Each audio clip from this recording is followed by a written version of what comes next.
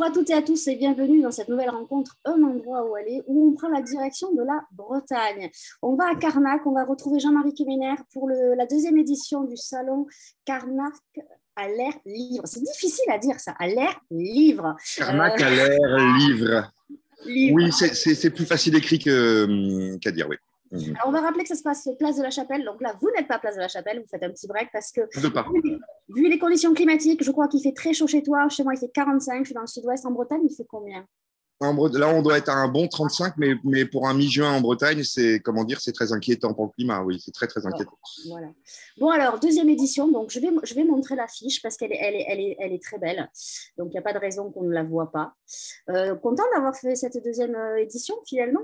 La première a très bien marché. On avait fait une rencontre. Très belle rencontre. Je suis absolument ravi parce que ce que vous voyez en haut de l'affiche, là, quand il est marqué rencontre livresque, c'est ce qu'on arrive à faire. C'est-à-dire, ce sont des rencontres. D'abord, les rencontres entre auteurs, puisque nous ne sommes que 10, donc je n'invite que 10 auteurs. Et l'idée, c'est d'avoir une bande de copains qui échangent, qui partagent. Donc déjà, première rencontre. Deuxième rencontre, nous et les Carnacois et nos visiteurs et les visiteurs à Carnac. Je ne vous cacherai pas qu'il fait très, très beau, il y en a beaucoup à la plage. Mais certains courageux viennent nous voir et c'est un plaisir parce qu'on a le temps de discuter avec eux, on a le temps de leur parler de nos livres, on a le temps de parler d'autres choses s'ils le désirent. Et donc, on arrive réellement à ces rencontres. En fait, salon, ça me gêne presque de dire que c'est un salon. En fait, ce sont des rencontres. Oui, c'est plutôt pas mal. C'est comme nous. Même si on est dans notre salon, ce sont des rencontres. Voilà, ce sont des rencontres. Même principe. Est-ce que Jean-Marie, c'est compliqué de sélectionner 10 auteurs? Comment tu fais? Bon, j'imagine que c'est un feeling. C'est compliqué ou pas? C'est très facile parce qu'ils correspondent tous à un portrait robot assez simple. Évidemment, qualité littéraire, mais ça va de soi. Deuxièmement, sympa, bienveillant, ouvert, prêt à discuter. Et les égos restent à la maison. Et avec ça, on a forcément des gens qui sont enthousiasmants, que je découvre pour certains, que je redécouvre pour d'autres. Comme par hasard, pour la deuxième année consécutive, la mayonnaise a pris, quoi. On est bien ensemble. On a passé la soirée d'hier chez un ostréiculteur au bord de l'eau, à discuter, à manger des huîtres.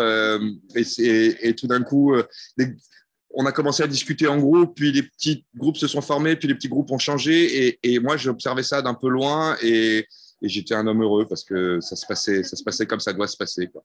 Ça se passe encore demain. On peut venir vous voir en place de la Oui, on peut venir nous voir demain matin encore. Parce que pour ceux qui ne vivent pas en Bretagne, il faut quand même profiter de la famille ou des activités qu'on a le dimanche soir. Je n'aime pas trop les salons qui nous bloquent le dimanche parce que le dimanche soir est foutu. Et bon, voilà, c'est du détail, mais moi, je veux que mes écrivains soient heureux et je ne suis pas sûr qu'ils soient heureux si je leur bloque l'opportunité de voir leur famille ou leur activité habituelle du dimanche soir. Alors toi, tu as aussi une activité, tu étais venu nous en parler dans les rencontres, c'est Sombre Éclat. Alors je vais remontrer la couverture, c'est un merveilleux roman. Je ne sais pas si on dit roman, récit, qu'est-ce qu'on pourrait dire? Parce que, c'est un roman uchronique, je sais même plus comment le dire. C'est une histoire d'amitié qui est impossible, improbable et qui devient absolument certaine. C'est une histoire d'amitié entre deux hommes que tout sépare et c'est une histoire de tolérance. Ouais. On va aller au plus vite. Hein. Il a une belle vie, je crois, ce roman. On ne t'attendait pas là. Moi, je ne t'attendais pas là. Quand je l'ai reçu et je l'ai lu, j'étais agréablement. Alors, je ne doutais pas de ta qualité d'écriture parce qu'on l'avait vu avant, dans les précédents. Mais là, de te voir dans cet exercice-là, je me suis dit, à la vache, quand même. Là, moi, je ne m'attendais pas à le voir là-dessus. Il nous a fait un truc de dingue, quoi. Les pirates, c'était régressif. Souviens-toi, tu avais eu la gentillesse de me recevoir. Je t'avais expliqué que c'était toute mon enfance, tous ceux avec quoi j'avais grandi, bien sûr. Sombre Éclat, c'est ma vie adulte. J'étais grand reporter et des histoires d'amitié, de fraternisation presque entre deux ennemis. Il y en a heureusement dans toutes les guerres. En fait, les guerres sont inhumaines ou plutôt très humaines parce qu'on a cette espèce de monstre en nous qui nous fait battre, qui nous fait massacrer. On a aussi cette part d'humanité souhaitable où on a envie de partager et de comprendre l'autre. C'est possible, même dans les temps très difficiles. Et c'est ce que j'ai voulu montrer. Là, je me mets dans la Seconde Guerre mondiale entre un tirailleur sénégalais et un officier prussien, donc allemand. Et Voilà. J'ai assisté à ça en Yougoslavie, évidemment au Liban, un peu partout dans le monde, à l'exception notable du Rwanda, mais un peu partout dans le monde. C'est très souhaitable d'avoir ce genre de choses. Et ce que je voulais montrer, c'est la dualité de l'homme. Enfin, on a un côté monstrueux. La guerre en Ukraine est là pour nous le prouver aujourd'hui. Mais on a aussi cette faculté incroyable, fabuleuse de pouvoir se parler et tout d'un coup de se découvrir. Et voilà, c'est ce que j'ai voulu montrer dans le roman. Ouais. Non, c'est particulièrement réussi. Effectivement, c'est un peu changé. On a tous envie de changer le cours de l'histoire. Tu l'as fait avec un dialogue improbable. Alors, en plus, il y a le petit miracle de l'écrivain et sa licence littéraire à lui, qui est de dire ce monsieur qui est un héros français fabuleux, Charles Choréré, qui est mort abattu comme un chien parce qu'il était noir. Il ne méritait pas cette mort et à mon tout petit niveau, je peux changer ça. Et donc, je lui ai changé ça, je l'ai gardé lui. J'ai inventé un autre allemand, évidemment. Et je suis assez heureux d'avoir pu changer son histoire juste pour quelques pages. Alors, c'est chez Plon, il est toujours sur les tables de librairie. C'est chez Plon. Vraiment aller. Il est tout petit, le livre, mais il est petit, mais il est grand. Voilà, on va dire ça comme ça. C'est gentil. Donc, Jean-Marie, je ne sais pas, on va y aller, on va en faire comme la dernière fois, on va dérouler, on va faire ça comme ça. On va dérouler, on va voir Isabelle. Alors, elle a disparu. Elle est là, Isabelle, elle est là. Donc, Isabelle Alonso vient et on est très, très content de l'avoir eue à Carnac. Et moi, je ne la connaissais pas et je parlais de découverte. Et elle fait vraiment partie des découvertes. Isabelle, elle est connue, mais moi, je l'ai découverte et j'aimerais que tout le monde vienne découvrir ses livres parce que c'est ça aussi. Donc, je lui laisse sa place tout de suite. Ça marche, merci Jean-Marie. Donc, on accueille Isabelle Alonso. Attends-moi de présenter Isabelle Alonso, je ne suis pas sûre. En tout cas, votre livre « Les vrais hommes sont féministes » est sorti aux éditions Héloïse d'Ormesson.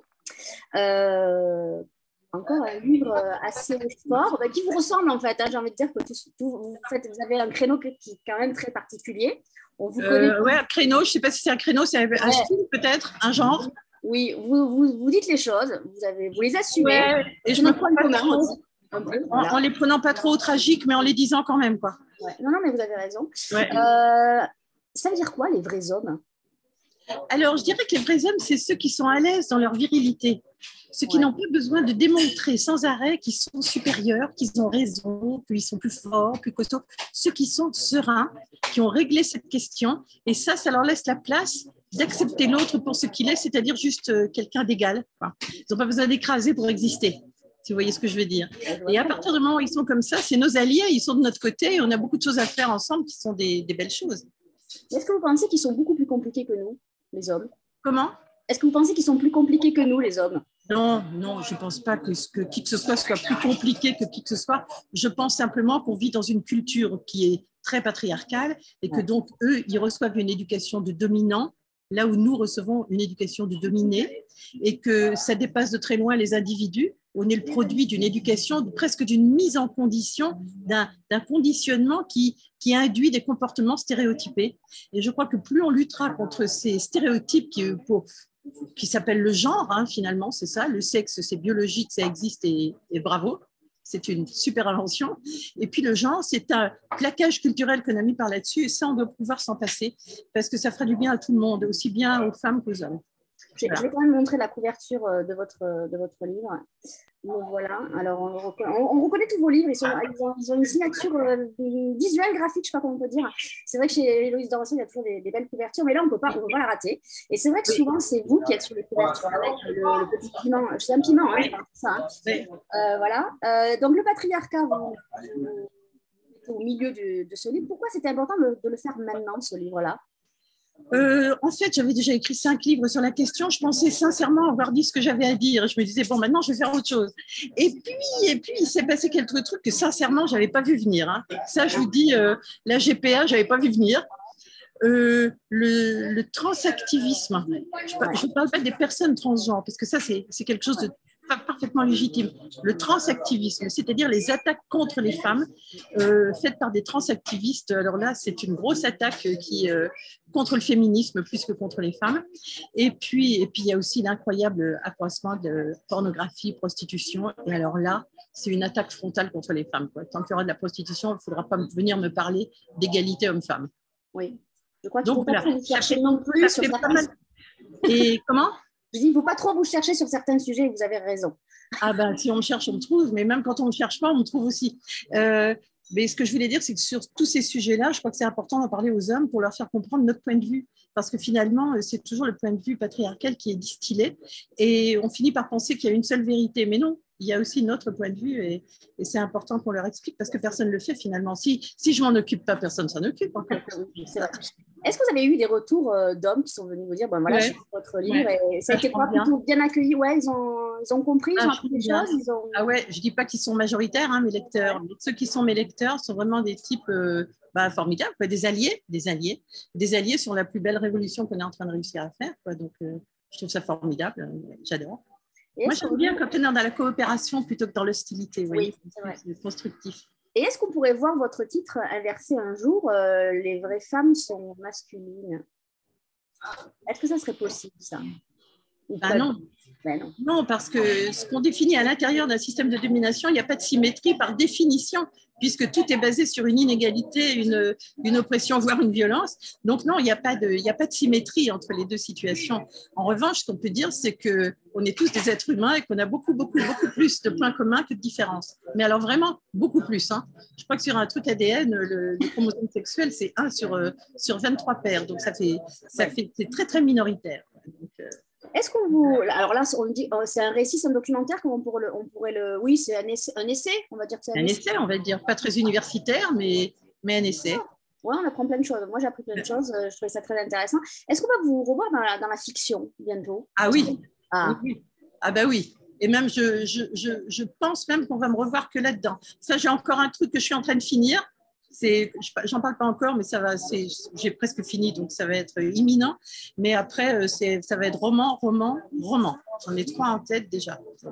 En fait, il faut vous lire aussi dans la partie essai, dans la partie roman, parce que vous excellez dans les deux, moi je trouve. Il y a quand même quelque chose de très intéressant. Au moins, on a un auteur qui a des positions, qui les assume, qui les explique. Alors, parfois, on a un peu l'impression de se faire engueuler, mais ça fait du bien de se faire recadrer. Ah ouais, mais oui, mais même moi, je m'engueule moi-même. Hein. Oui, c'est ça qui veut bouger. En tout cas, j'espère que les lecteurs iront vers vous, parce que, comme dirait Jean-Marie, il vous a découvert, mais c'est vrai que vous méritez d'être découverte parce que vous êtes un vrai personnage, d'une humanité incroyable. Moi, j'ai eu la chance de faire un dîner avec vous, je m'en souviens encore. Et je m'en souviens. C'était super. Donc voilà, je vous remercie. Je ne vais pas vous embêter plus parce qu'il fait très chaud, je crois, en Bretagne, comme chez moi. Et je crois que vous allez laisser la place à Boris. Oui, il est là, je le vois. Je vous le répète tout de suite. Ouais. Merci, au revoir. Au revoir, Isabelle.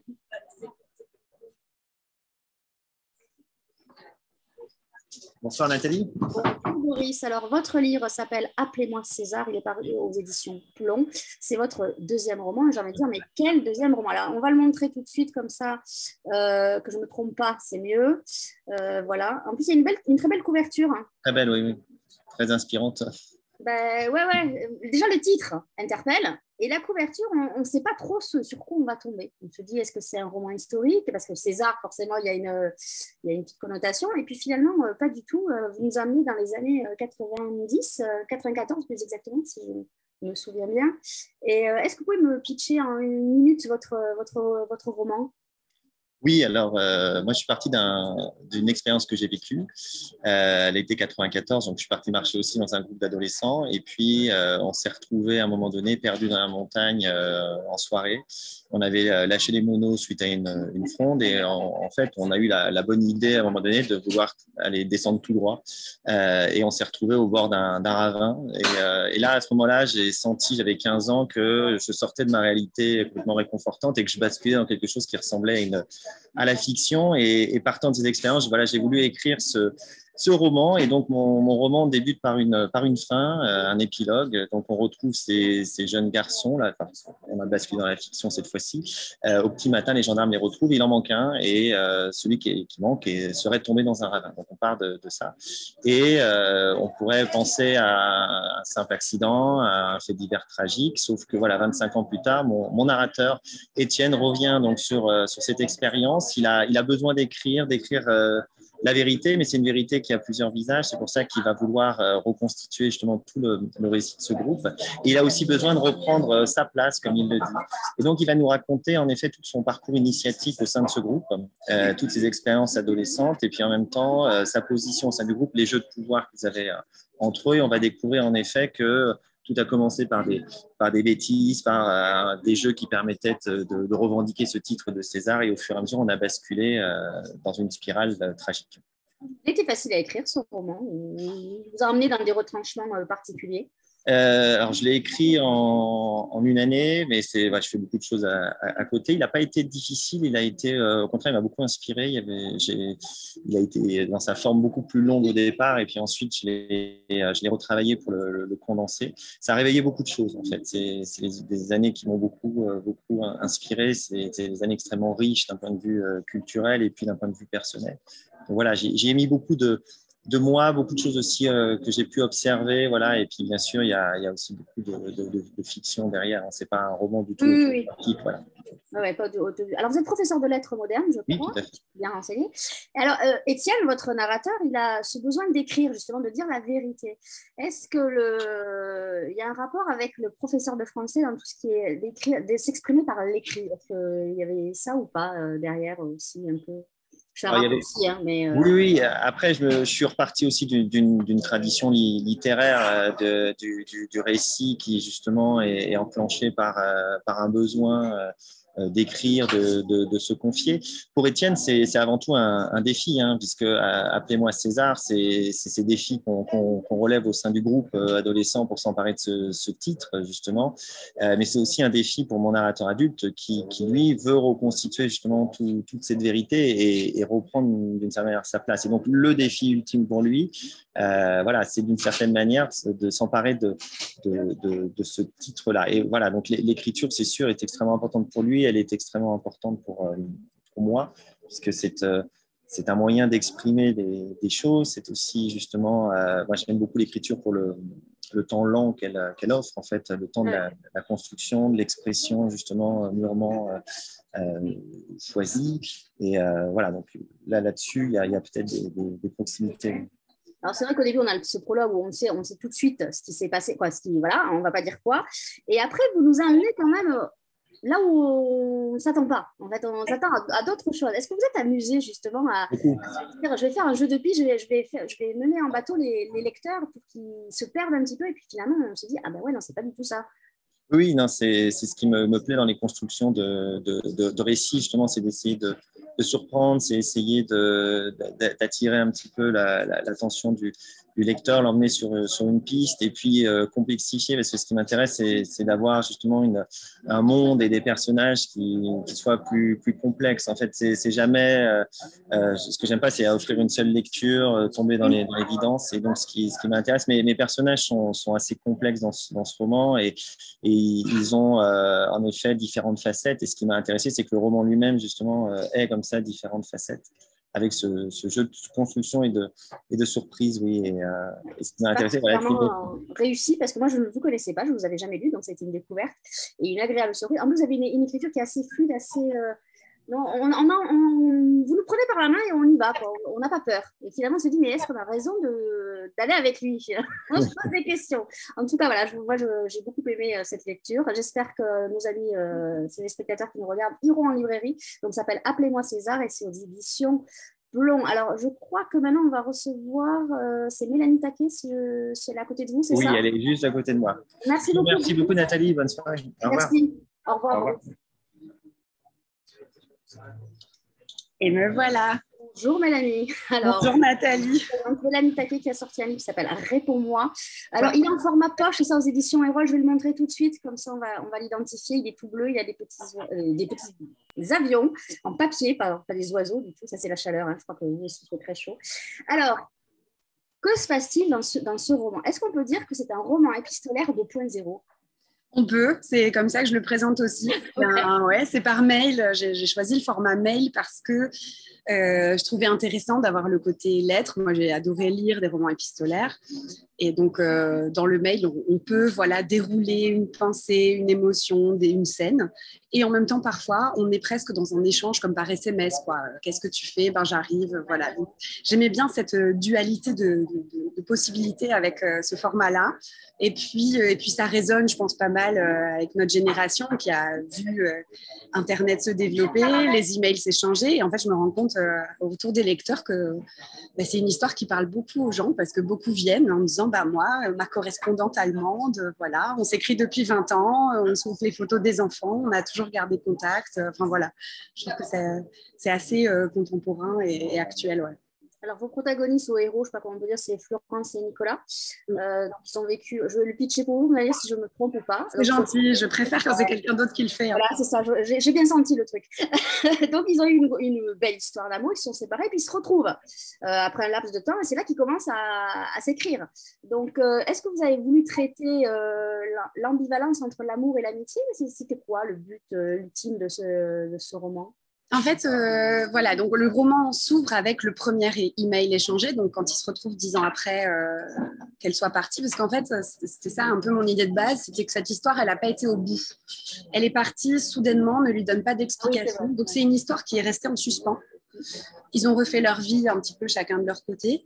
Mais voilà, l'idée, c'était qu'il y a quand même une intimité, quelque chose qui les lie et j'avais envie d'explorer ça, d'explorer tout ce qui peut se dire entre deux personnes qui se sont aimées, qui ont construit leur vie, qui ne se voient pas toujours en vrai et donc qui sont face plutôt à leur écran qu'à la personne. Qu'est-ce qu'on ose confier à ces personnes-là qu'on ne dirait pas à son ou sa partenaire de vie, comment on s'ouvre beaucoup plus facilement quelque part. Il y a quelque chose d'assez, parce que comme un journal intime, quoi. Donc voilà, c'était cette notion d'intimité entre l'amour et l'amitié que j'avais envie d'explorer. Les mails de Nicolas ont été faciles à écrire. Bon, effectivement, comme vous êtes une femme, c'est plus facile d'écrire sous Florence, mais est-ce que Nicolas vous a posé des problèmes dans ses réponses? Est-ce qu'il vous a un peu... Pas vraiment. Je trouve que le gros challenge de ce livre, il était double. Il était de trouver une voix à chacun. Mais écrire du point de vue d'un homme, moi, ce n'est pas du tout quelque chose qui me pose souci. L'autre chose un petit peu, on va dire, compliquée à mettre en œuvre, mais que j'ai adoré faire, c'était d'arriver à relater des actions qui se sont passées depuis un email. On n'est pas dans une intrigue que l'on suit, qui se déroule sous nos yeux. On est toujours dans des paroles rapportées, des moments de vie rapportés. Donc, il fallait les rendre vivants. Il fallait, parfois, ils partagent des moments ensemble qu'après, ils se relatent dans les mails. J'avais envie que ça soit partagé avec les lecteurs, ces moments-là. Donc, comment faire pour éviter d'être dans une narration un peu fade où les gens ils ont vécu le moment tous les deux. Donc, il ne faut pas qu'ils soient en train de se raconter de façon très banale une scène qu'ils ont vécue tous les deux. Ça n'avait pas d'intérêt. Je voulais vraiment qu'il y ait une justesse à ce niveau-là. Pour qu'on soit pris dans l'intrigue et donc aussi accepter qu'il y a des choses qu'on ne va pas raconter aussi, des choses qui passent à la trappe parce que ça leur appartient finalement. Oui, il y a l'histoire du rythme, parce que vraiment dans les romans épistolaires, avant, c'était des lettres manuscrites, il y avait la poste, il y avait un messager, c'était long, alors que là, on est dans l'instantanéité. Donc, ça change aussi la donne. Quelque part. Même si on a le droit de répondre 3 jours après un mail. Voilà, on est dans l'instantanéité, oui et non, parce qu'il y a aussi des périodes, des années où ils ne s'écrivent pas. Hein. J'ai choisi justement cette période de 20 ans pour montrer aussi que il y a des moments où l'échange va être extrêmement intense, plusieurs mails par jour, des choses très fortes qu'on va se confier. Et puis la vie reprend son cours, le quotidien nous happe, et là on n'est plus du tout dans l'échange. Donc il se passe parfois des périodes de plusieurs années où il n'y a aucun échange de mails, et puis tout d'un coup il y en a un qui va réinitier quelque chose et on va les retrouver. Donc, c'est votre 3e roman. Et alors, j'ai l'impression que chez Erol, parce qu'on a reçu il n'y a pas longtemps Karen Méran, qui est pareil, elle a eu le même chose que vous. Elle s'est auto-éditée. Je crois que c'est la même chose pour vous. Et après, Erol a pris la suite et vous a. J'ai l'impression que chez Erol, ils ont du nez et ils voient des choses que les autres éditeurs ne voient pas passer. C'est une belle aventure, ça aussi. Il y a ça. Il y a le fait d'avoir une éditrice qui a le nez très fin et que j'embrasse si elle nous regarde, Stéphanie. Et il y a aussi, je crois, peut-être une approche plus moderne à la notion d'auto-édition. Il y a des maisons pour qui des auteurs auto-édités, c'est persona non grata. Voilà. Et puis, il y a des gens qui sont peut-être un peu plus ouverts à ça, de se dire que, ben oui, un livre, il faut aussi lui donner sa chance en librairie. Et voilà, moi, du coup, je travaille très bien avec ces gens-là, forcément.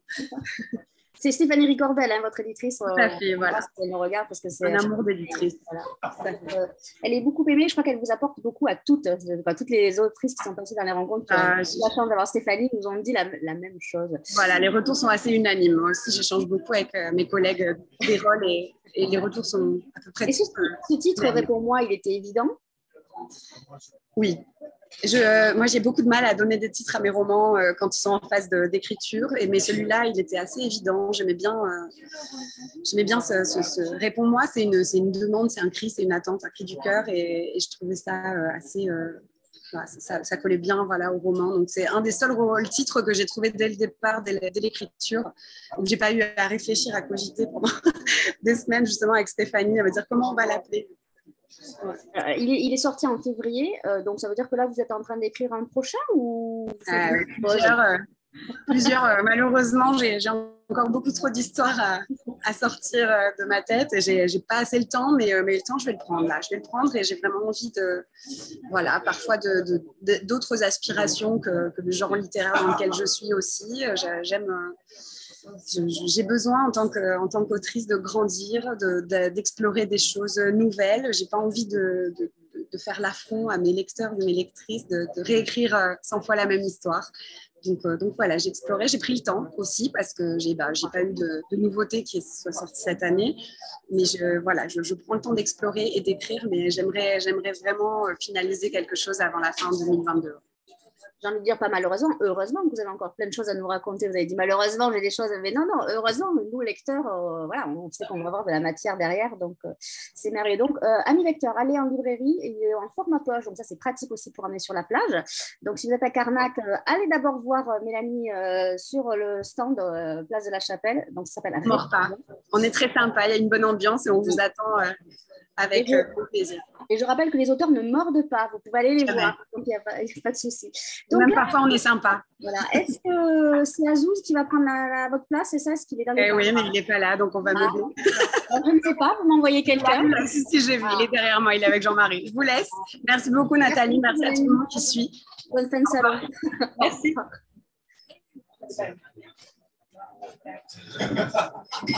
Bonjour Azouz. Salut Nathalie. Alors, est-ce qu'on vous présente? Non, on ne va pas vous présenter parce que tout le monde vous connaît. Ça, c'est comme Isabelle Alonso. Je dirais toute la vérité, rien que la vérité. Toute la vérité, j'ai oublié le truc. Vous parlerez en présence de votre avocat. Voilà.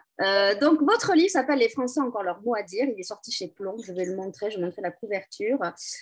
Voilà. On l'identifie bien parce que vous êtes sur la couverture.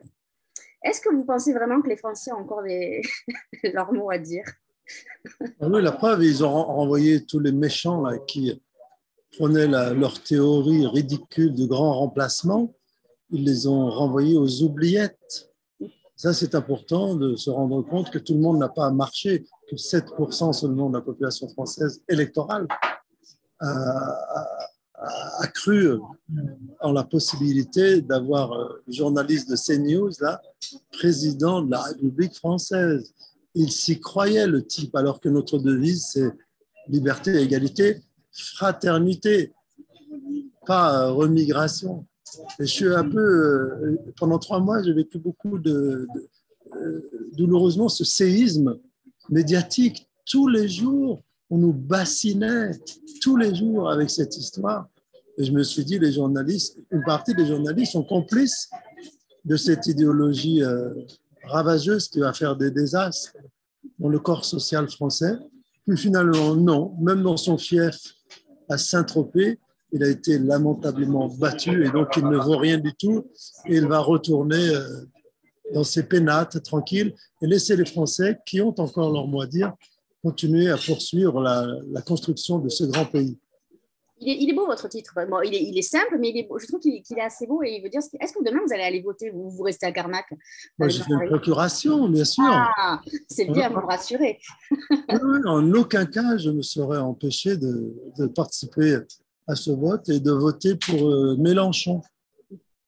Vous voulez que je vous dise pourquoi? Ah oui, allez-y, vous avez la tribune. Votre livre est une tribune libre, donc vous êtes... Parce que moi, j'aime bien le débat politique. Le débat politique. Et je trouve que ce serait dangereux pour la France d'avoir un président trop puissant, hyper puissant, qui ferait ce qu'il veut, en fait, avec une majorité absolue, et qui est en plus l'ami de Nicolas Sarkozy. Ça ne me plaît pas beaucoup. Si vous connaissez mon histoire de ministre, pendant 2 ans, j'ai souffert des foudres du clan Sarkozy, qui était un clan de mafieux, en fait, avec Claude Guéant, Brice Hortefeux, qui ont fait de la prison ou qui vont bientôt en faire. Et quand je me rends compte que ce président de la République, ce jeune, est ami intime avec Sarkozy, dont il prend des conseils de temps en temps, eh bien, je trouve qu'organiser une Assemblée nationale avec une très forte contestation populaire qui apporterait du répondant à l'omniprésence du président actuel serait bien pour le fonctionnement de notre démocratie. Comment vous avez fait pour écrire ce livre, cette tribune libre? Vous êtes resté dans la peau du politique ou vous vous êtes dit non, là, en vérité, mon vrai métier depuis 35 ans, c'est chercheur au CNRS. Oui, c'est vrai. Je suis sociologue des banlieues depuis toujours. Et donc, moi, j'ai toujours regardé la France à partir du filtre de ce qui se passait dans les banlieues. C'est un regard un peu excentré par rapport à Neuilly-sur-Seine ou au centre des villes, mais c'est un regard très intéressant parce que les Français les plus vulnérables économiquement, socialement, culturellement, ils habitent là, dans ces cités, et c'est à travers ce prisme, à travers ces lieux de relégation souvent, qu'il faut analyser comment fonctionne le fond de la société française, avec son principe d'égalité des chances, en particulier, qui me tient à cœur. Donc, c'est votre métier de chercheur au CNRS qui a pris le pas, justement, pour écrire.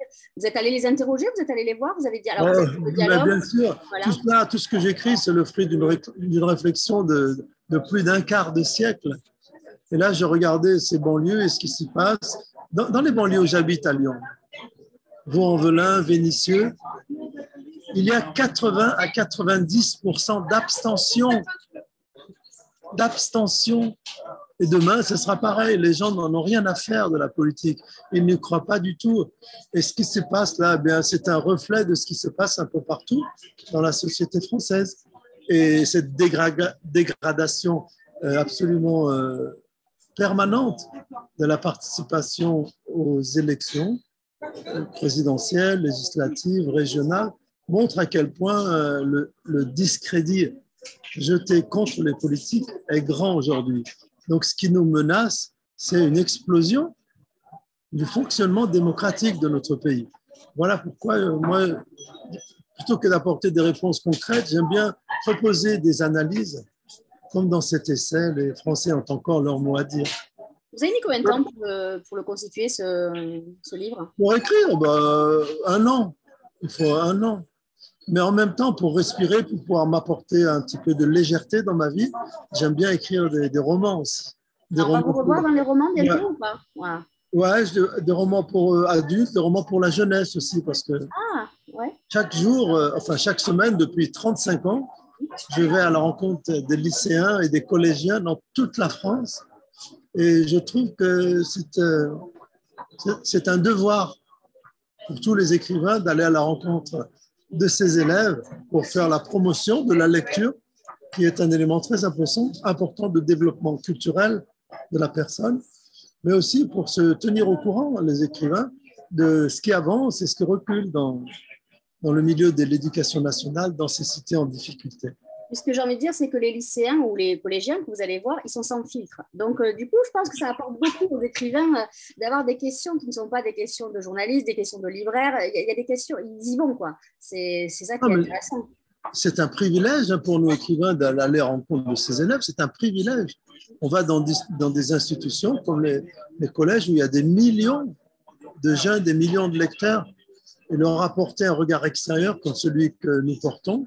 Moi, enfant d'immigrés algériens, né dans un bidonville de la région lyonnaise, devenu ministre du gouvernement français et écrivain, c'est quelque chose, c'est une expérience que j'aime beaucoup partager avec les élèves qui, lorsqu'ils ont 12, 13, 14 ans, n'y croient déjà plus parce qu'ils se savent perdus dans un monde clos, verrouillés, où ils n'auront jamais la chance de dépasser les frontières de la cité.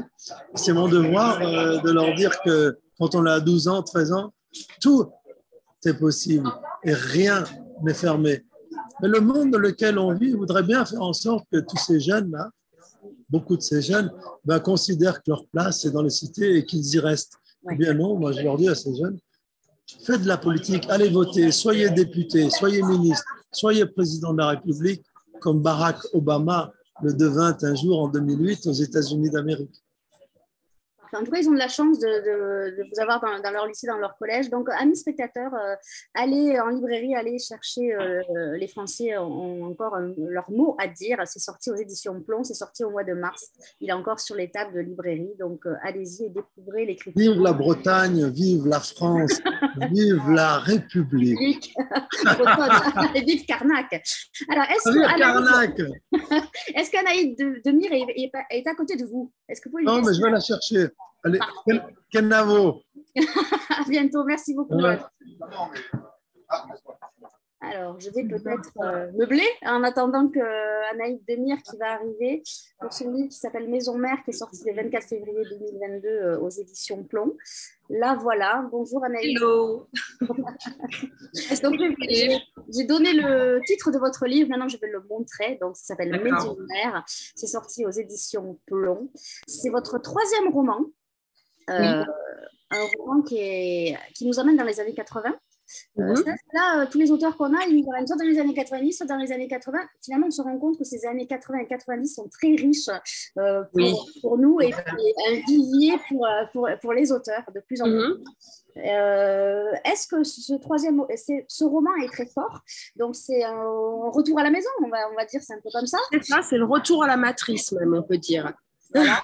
On parle des Arméniens, on parle d'une On parle des Arméniens, mais alors avant ça, c'est quand même un retour à la matrice dans le sens où tout le monde peut s'y retrouver dans ce livre. C'est une histoire de famille aussi, avant tout, et qui est scénarisée un peu à la manière d'une architecture finalement. Le scénario, c'est l'architecture de la maison et on passe de pièce en pièce. Chaque pièce dévoile... C'est une pièce de puzzle, chaque pièce, j'ai envie de dire. C'est ça, exactement. C'est une pièce, une chambre et une pièce du puzzle, en effet. Et ça, par exemple, la cuisine va dévoiler les secrets de cuisine, la salle de bain dévoile les secrets les rituels de bain. Et en même temps, dans tout ça, il y a une chasse au trésor qui se tisse à travers tout ça. Est-ce que c'était important qu'il arrive en troisième position, ce roman? Il arrive en troisième position par rapport à tout ce qui est dit dedans, les origines, par rapport au précédent roman. C'est bizarre que ce soit par rapport au précédent roman. Voilà. Alors, le cheminement, je pense, c'est que mon premier livre, tous les livres parlent de soi, paraît-il. Mon premier livre, il était sur Basquiat et en fait, de façon détournée, j'avais peut-être l'impression de projeter quelque chose lié à un personnage de ma famille, peu importe lequel. Et le deuxième, il parlait de ma mère aussi, derrière le personnage de la Joconde. C'est bête, mais on s'en rend compte. Et c'est aussi la position de la femme. Et ce troisième livre, en fait, c'était une catharsis déjà, parce que je me protégeais par rapport au fait que je revenais moi-même dans la maison. Mais aussi, je pense que dans le positionnement, je reparle de ma mère finalement, et c'est la mère à travers la maison, et c'est le monde du terrain. Donc, on retourne dans le ventre de sa maman, finalement, dans la maison. Et c'est un peu ce côté étouffant du ventre de la mère dont on voudrait sortir pour renaître. Et la Joconde, c'est aussi la renaissance. Donc, vous voyez, les liens sont là, en fait, je pense. Alors, on va le rappeler, vous êtes critique d'art. Voilà. C'est ça. Alors, vous avez un point commun avec une autre auteure qui est là et qui passera en dernière position. C'est Anouk Schutterberg. L'art, c'est votre point commun. En effet. Est-ce que c'était important aussi d'y introduire un peu l'art dans... Disons que comme je parlais beaucoup de moi dans ce livre, fatalement, je parle d'art puisque ça fait partie de ma vie, mais d'une manière assez forte. Et en plus, dans le livre, j'explique que je parle de questions de famille et je parle d'une famille assez clanique qui était la mienne, très fortement ancrée dans cette ville autour de la maison. Et j'ai reproduit ce schéma finalement avec le milieu de l'art. Je m'en suis rendu compte plus tard. Et il se trouve que, voilà, l'idée c'est ça. Et en réalité, je me suis rendu compte aussi que le chapitrage du livre et la façon dont je parle de la maison, c'est à la manière d'une critique d'art. C'est-à-dire que ce sont des tableaux animés, chaque chapitre, c'est une scène. Je parlais d'un scénario tout à l'heure, mais en fait, c'est des tableaux animés et on passe d'un tableau à l'autre, d'une case à l'autre et toutes ces pièces, en fait, voilà, c'est des images que je décris. J'ai l'impression, moi, d'avancer dans une galerie d'images. Et c'est aussi un tour du propriétaire. Donc, c'est toute l'idée, tout ça s'enchaîne comme ça. On peut dire que l'art est dans votre ADN et que c'est inné de parler de l'art, même si vous n'avez pas un sujet sur l'art, vous revient par la fenêtre.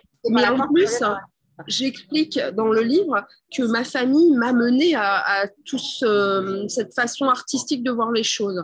Parce qu'eux-mêmes, ils étaient dans le beau et dans le faire et dans la fabrication. Donc, je pense que tout ça s'enchaîne. Il y a des femmes fortes aussi dans ce roman. Oui, des femmes fortes face à un patriarcat. On rejoint Isabelle Alonso. Voilà. Tout à fait. En fait, Jean-Marie nous a fait une belle programmation parce que finalement, quand j'ai regardé, il m'a dit voilà, j'ai invité ces auteurs. Il y a beaucoup de femmes. Je me suis dit c'est bizarre, ils n'ont pas de point commun, c'est très bizarre cette programmation. Et finalement, quand j'ai lu, quand j'ai creusé, je me suis dit finalement, il y a un fil rouge.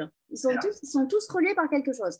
Et c'est voilà. C'est vrai, il y a un côté un peu féminin très fort en fait. Et puis vous avez tous des titres qui sont très beaux et à double sens, j'ai envie de dire. Parce que maison mère, oui, on se dit est-ce que la maison mère c'est la mère, la maison, c'est un quartier général, sur quoi on va tomber. C'est vous qui l'avez trouvé ce titre? Ce titre, c'est avant même quand j'ai eu l'idée du livre, ça m'est arrivé dès le début. Et vous savez, avec les éditeurs, les titres sont souvent discutés et celui-là, pas du tout. Donc, ça veut dire que ce livre, c'était logique en fait. Donc, il est fort parce que déjà, quand on voit, même la couverture, je trouve que tout est beau, tout est artistique, j'ai envie de dire. Et c'est vrai que ce titre est très fort et quand on rentre dans le livre, on comprend que finalement, oui, Trouvaillère, c'est pas du tout de la détente. Alors, c'est pas méchant, hein, on apprend des choses. Oui, bien sûr. On fait une enquête, on est un peu dans un labyrinthe. Alors, on se dit, mais qu'est-ce qu'elle nous amène dans un cul-de-sac? Qu'est-ce qui se passe dans cette pièce? Pourquoi on reste bloqué dans cette pièce et puis finalement on passe dans une autre? Et puis après, on comprend que finalement, la pièce par laquelle on est passé, je ne vais pas tout dévoiler, il faut que nous, amis lecteurs. Non, c'est vrai, mais c'est vrai qu'il y avait un côté didactique et vous savez, je l'ai écrit sur plusieurs années parce que ce livre, en fait, je l'ai écrit et réécrit parce que c'était une catharsis par rapport à la maison. Mais il se trouve que la dernière phase de réécriture, c'était en plein pendant les conflits entre l'Arménie et l'Azerbaïdjan. Et à ce moment-là, il s'est passé quelque chose, je pense, dans la tête de pas mal d'Arméniens. Et on a tous eu l'impression qu'en fait, l'Arménie pouvait très bien être effacée de la carte et tout le monde s'en fichait. Et quelque part, c'était aussi un peu un cri, ce livre, c'est-à-dire que c'était « ne nous oubliez pas ». Et voilà, c'était un peu le tour du propriétaire aussi par rapport vis-à-vis de cette culture un peu oubliée et que je voulais remettre un peu au goût du jour. Et c'est vrai que du coup, il y a un petit côté didactique, mais que j'espère qu'il n'est pas trop lourd. Mais enfin, de toute façon, j'ai essayé de traiter les choses avec légèreté aussi. Je vous rassure là-dessus, c'est pas du tout didactique et c'est très agréable à lire. Et on apprend des choses, on se balade et c'est dans cette surtout, je voulais pas en fait qu'on réduise l'Arménie à des massacres, à un génocide, etc. Parce qu'il y a toute une histoire qui est mal connue. Qui est l'âge d'or au Moyen-Âge, à l'Antiquité. Et puis, vous savez que le dernier roi arménien, en fait, il était à moitié français et c'était un Lusignan. Et il est enterré à la cathédrale de Saint-Denis. Voilà, ce livre est plein de petites histoires comme ça. L'introduction du café en France, c'est grâce à un Arménien qui travaillait avec Colbert. C'est lui qui s'occupait du commerce avec les Indes et tout ça. et qui part là au 17e. Donc, c'est quand même, c'est quand même dans une histoire assez, enfin, voilà, c'est pas tout proche. Donc, il y a, enfin, voilà, dans l'ADN, tout ça des Arméniens, il y a aussi la France et je voulais marquer ce lien. C'est parfait. En tout cas, allez en librairie, ça s'appelle Maison Mère, sorti aux éditions Plomb. Il est vert, vous ne pouvez pas le rater. Et Maison Mère, ça, voilà, ça va vous intriguer. En tout cas, et dans le livre, en plus, je parle de la couleur turquoise. Hein, et le livre rappelle sa couleur, rappelle un peu cette couleur turquoise. Il n'est pas vert, il est un peu... c'est vert amande, turquoise, on ne sait pas trop. Un grand merci Anaïd. Merci à vous. C'est Nathalie de Broc, je crois, qui va vous... Nathalie, d'accord, je l'appelle. Merci beaucoup. À bientôt. À bientôt. Donc, on va accueillir Nathalie de Broc pour son livre, son dernier roman qui est paru le 16 mars, cette année, au temps de l'oublié de Dieu. Le temps éditeur. Bonjour Nathalie de Broc. Bonjour. Vous êtes la bretonne de l'étape. Enfin, il y avait Aurélie Jean mais qui n'est pas là aujourd'hui, mais voilà, vous êtes la bretonne. Vrai. Oui. Donc, je viens de donner le titre de votre livre, ça s'appelle L'oublié de Dieu, c'est au temps éditeur. Je vais le montrer tout de suite. Le voilà. Alors c'est marrant parce qu'on a l'habitude de vous voir aux Presses de la Cité, puis là on vous voit chez un autre éditeur. Oui, parce que c'était moins un sujet pour les presses.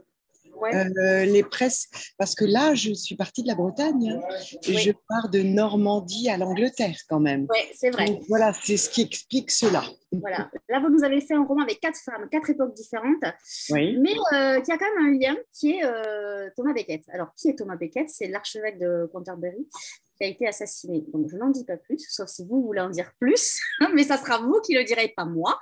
Donc, voilà. Oui. On n'a pas l'habitude de vous voir là. Quoi, si, un peu. Si, c'est pas un hasard. Mais, Non, mais vous avez raison, oui. En fait, je crois que j'ai eu envie de me lâcher, figurez-vous. Vous avez bien fait. Parce que c'est vrai. J'ai eu envie de me lâcher. Et puis, il y a un petit détail qui est peut-être important parce que dans l'assassinat de Thomas Becket, il y a eu 4 chevaliers qui l'ont trucidé avec leurs épées. Et il y en a un 5e qui a tenu la porte, si je puis dire. Parce qu'en anglais, c'est le watchguard. Voilà. Et il a tenu la porte et en tous les cas, empêché les gens d'armes de venir. Et cet homme-là, c'était mon ancêtre. Voilà. Mais oui, Randolph de Broc, c'est vraiment mon ancêtre, quoi. D'accord. Et j'avais trop envie de raconter l'histoire. C'est incroyable. Donc voilà, c'est un petit peu... Mais je ne savais pas comment faire et je voulais retourner dans ces siècles-là. Et je ne savais pas. Et le seul moyen, c'est de faire des voyages astro.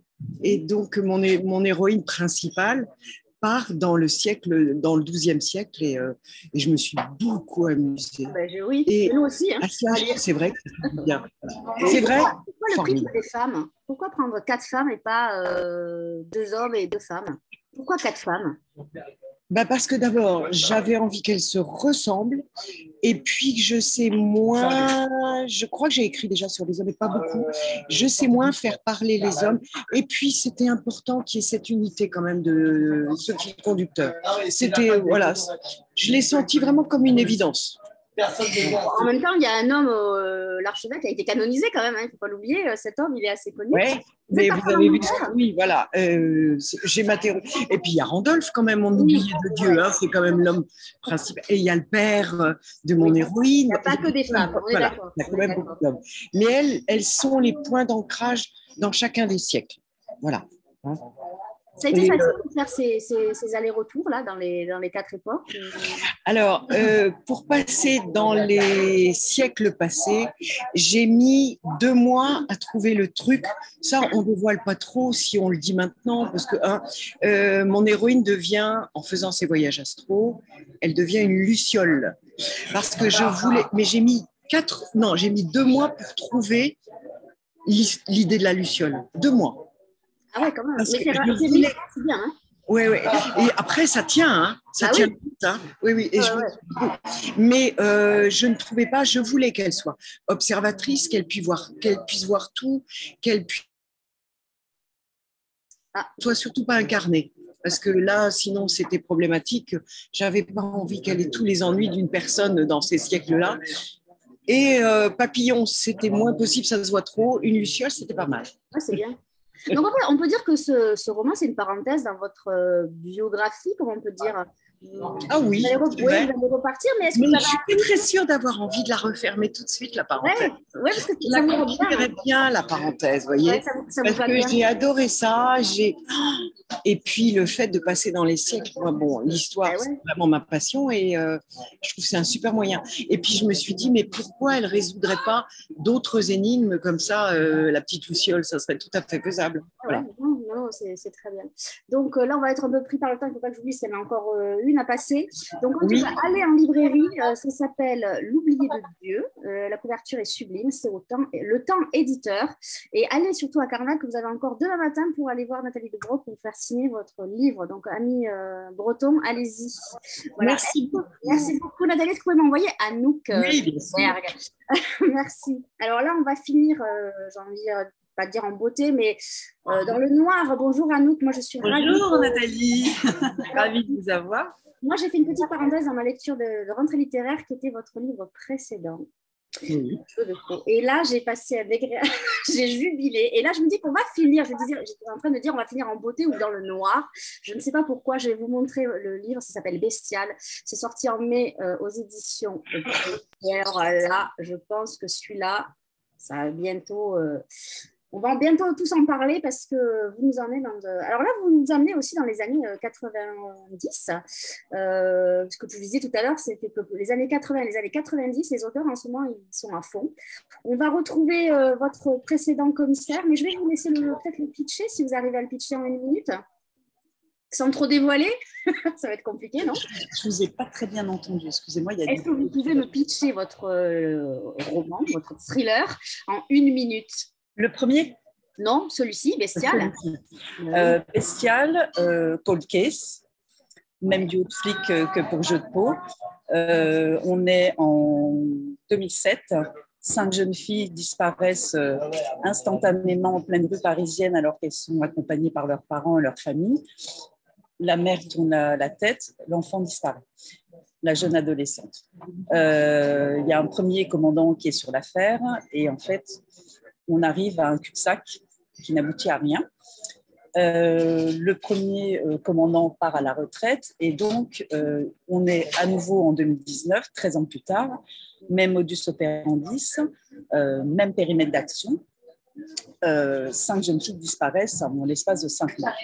Donc forcément, le commandant Jourdain, qui était déjà dans le Jeu de peau, reprend l'affaire, se remet en contact avec l'ex-commandant précédent pour repartir de l'affaire depuis le début. Alors, jusque-là, tout va bien, si ce n'est que les parents, 9 ans après la disparition de leur enfant, reçoivent des colis dont le contenu est très étrange, qui laisse les policiers perplexes, on va dire, et que le commandant Jourdain lui-même reçoit des SMS dont il ne connaît pas celui qui lui a envoyé et qui le perd un peu.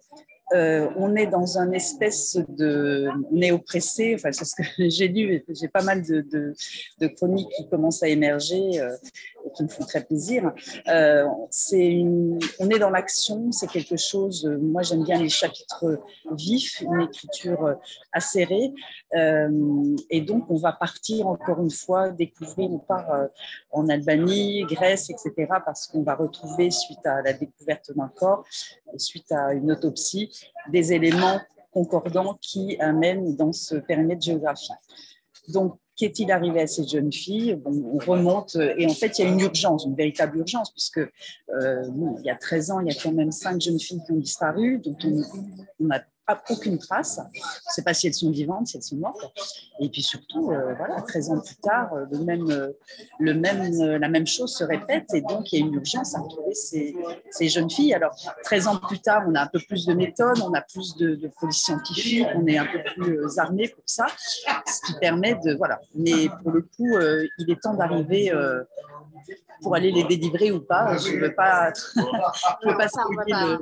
voilà. Alors, je disais tout à l'heure que votre point commun avec Anaïd Demir, c'était l'art. parce que vous avez travaillé dans des galeries. Donc, votre précédent roman, il est question justement de l'art. Avec, j'ai trouvé ça génial, je n'avais jamais vu ça. Moi, vous ne connaissez pas, donc j'ai découvert, j'ai appelé Pocket, j'ai dit non, là, il faut que je lise parce que ça, d'avoir des tableaux peints sur des dos humains avec des... On ne va pas dévoiler, mais je remettrai les références. Voilà. Là, vous nous emmenez ailleurs, on va aller dans le dark web, on va voir les trafics de chiens de combat, on va passer par la mafia, on va passer par plein de choses. Et je me dis, comment elle va nous faire tout ça? Et finalement, c'est génial, quoi. Alors c'est très difficile d'en parler de votre roman. Alors, des fois, vous nous poussez dans nos retranchements parce que c'est... En fait, c'est presque une... S'abstenir, quand même, j'ai envie de dire, un peu. Âme sensible de s'abstenir, il n'y a pas de... C'est une violence organisée, c'est une violence quasi industrielle. J'aurais pu aussi trouver un titre, l'industrie, c'est-à-dire le corps humain, jusqu'où on peut profiter du corps humain pour faire de l'argent. C'est quelque chose qui... Voilà, on est toujours sur le corps, hein, parce que je déjà sur la peau, qui est un organe en soi. Et là, effectivement, sur Bestial, on est à nouveau sur ce corps qui peut être malmené. Il n'y a pas de... Alors, je ne voulais pas le voyeurisme. Hein. Comme je parle de jeune fille, il était hors de question de rentrer dans des détails sordides ou scabreux.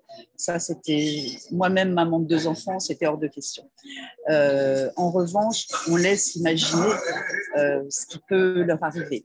Mais la façon dont c'est traité, finalement, je trouve que ces jeunes filles, quand on les... Parce que je les fais parler, il y a plusieurs personnages qui parlent dans des temps, dans des instants identiques.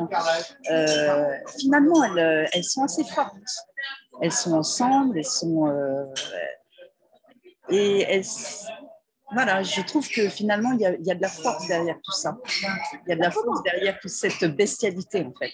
Comment on passe de galériste, j'ai envie de dire, à romancière de romans très noirs, thriller? Il s'est passé quoi dans votre tête? Alors, ce qui se passe dans ma tête, j'ai une bibliothèque d'histoire, hein, parce que en fait, j'ai un cerveau, de temps en temps, je voudrais bien ouvrir la fermeture éclair, poser le cerveau et juste me poser. Non, j'ai été dans la frustration de ne pouvoir écrire mon premier scénar. Je dis scénar parce que c'est un peu scénar-roman. J'ai plus des romans à voir qu'à lire parce que c'est très scénique ce que j'écris. Mais j'étais tellement frustrée de ne pas pouvoir, pour des raisons personnelles, hein, de famille, etc., de quotidien qui me happait et dans lequel je ne pouvais pas justement m'exprimer, que voilà, maintenant je suis partie, j'ai eu le temps de macérer plein d'idées comme ça et passer du monde de l'art.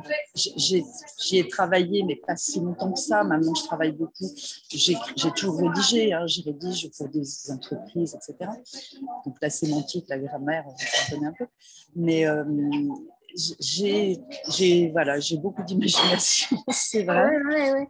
Non, mais c'est bien j'ai presque envie de rattraper le temps. Moi, je suis ravie parce qu'on a l'habitude d'avoir dans nos tops de polar des anciennes filles, des anciens douaniers, des machins. Et on voit apparaître surtout des femmes. Il y a Cécile Cavagnac, pour ne pas la citer, je ne sais pas si vous la connaissez, qui est comme vous, apparaît super gentille, mais qui nous écrit des horreurs absolues. Et donc là, on a des femmes. Attends, on veut tous te dire bonjour. Voilà. Voilà. Là, t'as tout Carnac. On est tous là. À la prochaine. C'est pas fini. En tout cas, moi, je suis ravie. C'était une belle programmation. Vos livres sont très beaux. Vos titres sont très beaux. Vous avez tous un lien, finalement, parce que moi, j'ai cherché. Au début, je me disais, mais qu'est-ce que c'est qui nous a fait Jean-Marie? Vous avez un lien, tous, avec vos livres. Il y a un fil rouge. En tout cas, moi, j'étais ravie de vous recevoir, même si c'était très court. J'espère que nos amis lecteurs iront acheter vos livres. Et puis, c'est bien de voir des auteurs qu'on ne voit pas souvent et qui ne sont pas assez mis en lumière. Voilà, c'est dit. Un grand merci, Jean-Marie. Merci, Nathalie. Merci à vous. Merci, Nathalie. Et voilà. Il n'y a pas que des filles qui savent écrire des polars, et voilà, c'est très bien. Oui, aussi. Voilà. Bon, écoutez, donc demain matin, on peut aller vous voir au Place de la Chapelle. Ils seront tout à fait. Dispo, hein. À partir de quelle heure? À partir de 8h30. Ah, quand même. C'est le marché, il faut profiter du marché, c'est le marché. Donc, c'est le marché à Carnac. Amis Bretons de Carnac, si vous allez au marché, impérativement, il faut acheter un livre. Voilà, c'est ça, ça va avec. Idéalement, tous, parce que voilà. Monsieur Begag. On fait un selfie. La vie difficile des auteurs. Bye Nathalie, merci. Bonne journée et à bientôt et allez vous baigner. Bonne soirée. Ouais, on y va. Au revoir. Au revoir.